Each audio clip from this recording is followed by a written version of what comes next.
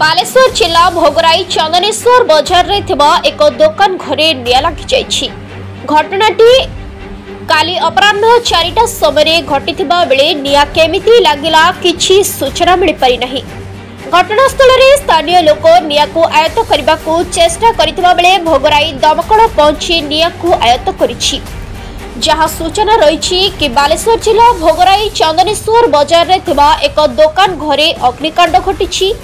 घटनाटी काली अपराह्न 4टा समय घटिथिबा बेले निया केमिति लागेला किछि स्पष्ट सूचना मिलि पारि नाही एवं घटनास्थल रे स्थानीय लोक निया को आयत्त करबा को चेष्टा करिथिबा बेले भोगराई दमकल पहुंची निया को आयत्त करिछि।